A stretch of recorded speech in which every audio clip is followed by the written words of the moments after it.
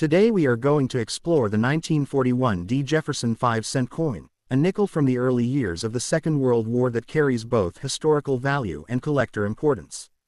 When people look at an old nickel from 1941, they often underestimate how much story, craftsmanship, and hidden value a small 5-cent coin can hold. This particular coin was minted in Denver, and the small D mint mark placed on the reverse, just to the right of Monticello, tells us exactly where it came from. At that time, the United States Mint was producing large numbers of coins because the country was recovering from the Great Depression and entering a period where wartime industrial growth demanded heavy circulation of small change. The 1941 D nickel represents a transitional moment. America had not yet entered the war officially, but the tension, the preparation, and the national shift toward industry and defense can all be felt when studying coins from this era. Every small mark, every detail, every sign of wear tells the story of a country standing on the edge of global conflict, and this creates a deep emotional and historical connection for collectors today. When you hold a 1941 D nickel in your hand, the first thing you notice is the portrait of Thomas Jefferson on the obverse. The early Jefferson nickel design, created by Felix Schlag, was originally selected through a nationwide artistic competition in 1938. Schlag's original concept looked slightly different, but the mint required many changes. Still, even after adjustments, his design maintains the classical, almost sculptural style that makes the early Jefferson nickels so elegant. On a well-preserved coin, you can see Jefferson's cheek, jawline, hair curl details, and the sharp edge of his collar with strong clarity.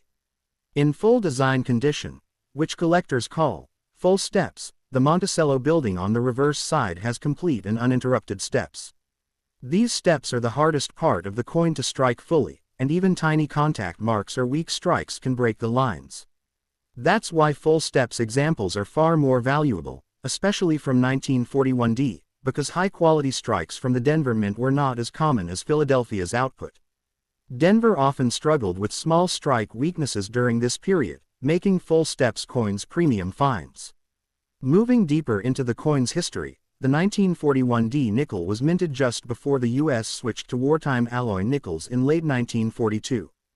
Because nickel metal itself was needed for military production, the mint temporarily removed nickel from the composition and replaced it with silver, manganese, and copper. This means that the 1941 D is part of the last group of traditional nickel composition coins before wartime changes. Many collectors appreciate it for this reason. It captures the end of an era.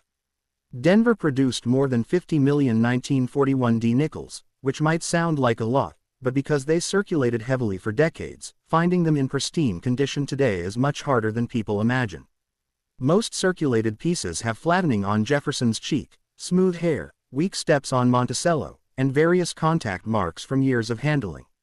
For a coin to survive 80+ years with sharp details, bright luster, and minimal wear, it must have been saved early or carefully preserved, which is why high-grade examples can sell for significantly more than their face value. Collectors evaluate coins through grading, and understanding grading is essential to appreciate why some 1941 D nickels are worth only a few dollars while others can sell for hundreds. A coin in good or very good condition usually shows heavy wear. Jefferson's face will look smooth, and the details in the hair and Monticello will appear washed out. These might be worth around 20 to 50 cents in the U.S. market. In fine or very fine condition, you start to see better separation in Jefferson's hair and clearer building lines on Monticello, and these typically sell for about $1 to $2. But once you reach extremely fine or about uncirculated grades, where the luster begins to reappear and wear is minimal, the value climbs into the $3 to $5 range. When you reach mint state, especially Mississippi 63 to Mississippi 66, the price can jump significantly. Mississippi 65 and Mississippi 66 examples with strong luster, clean surfaces, and good strike quality can sell from $20 up to $60 depending on the specifics of eye appeal. However, the real premium lies in coins with full steps. A 1941 D nickel with full, uninterrupted steps can reach well over $100 in Mississippi 65, and rare superior pieces graded MS 66 full steps or Mississippi 67 can sell for several $100s or more. Auction records even show examples crossing the $1,000 mark when the coin exhibits exceptional eye appeal and perfect strike. Errors also play a significant role in the value of 1941 D nickels. During that era, the minting process was not as technologically refined as today, so mistakes happened more frequently. Collectors look for off-center strikes, where the design is not aligned properly, clipped planchettes, where a portion of the metal blank is missing, die cracks across the fields or devices, and repunched mint marks, where the D was punched onto the die more than once, creating a doubled or shadowed appearance. A repunched D on a 1941 nickel can significantly raise the value depending on the sharpness and visibility of the doubling. Lamination errors, where metal flakes or cracks across the surface, are also somewhat common due to impurities in the metal planchettes used in the early 1940s. Each of these errors turns an ordinary 5-cent piece into something unique, and collectors love the sense of discovery when locating them in old coin collections or rolls. The market for early Jefferson nickels has grown especially in the last 10 years. More collectors are realizing that high-grade pre-war nickels, including the 1941 D, are much scarcer than their large mintage numbers suggest. Many were melted, worn down, or lost over time. Today's market value depends heavily on condition, luster quality, strike sharpness, and grading certification. A certified MS65 full steps example can easily attract strong buyers, because collectors know how tough Denver full steps pieces from the early 1940s really are. Even in Pakistan, India, and Middle Eastern markets, American pre-war coins are gaining demand as viewers on YouTube channels like yours learn more about coin collecting. This rising awareness is creating a global audience that appreciates coins like the 1941 D beyond American borders. For someone discovering this coin for the first time, it may look like any ordinary nickel, but when placed under proper lighting and examined carefully, you see the smooth cartwheel luster moving across the surface, the frosted texture around the lettering, and the delicate steps on Monticello. Each of these features tells you how well the coin survived the decades.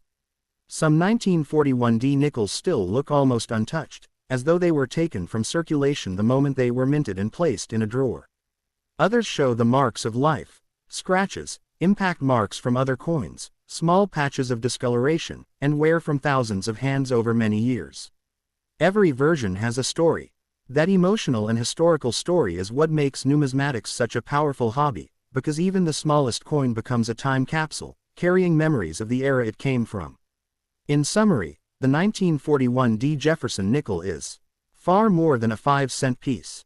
It captures the tension of pre-war America, the early design of Felix Schlag, the challenging strike qualities of the Denver Mint, the transition before wartime alloy changes, and the slow development of a modern collector market. Its value today ranges from a few cents for worn pieces to hundreds of dollars for top-graded full steps examples. Collectors cherish it for its beauty, its history, and the challenge of finding high-quality specimens. Whether you are a beginner or an expert, the 1941 D nickel offers endless opportunities for study, discovery, and appreciation, making it one of the key pre-war coins every collector should understand and value.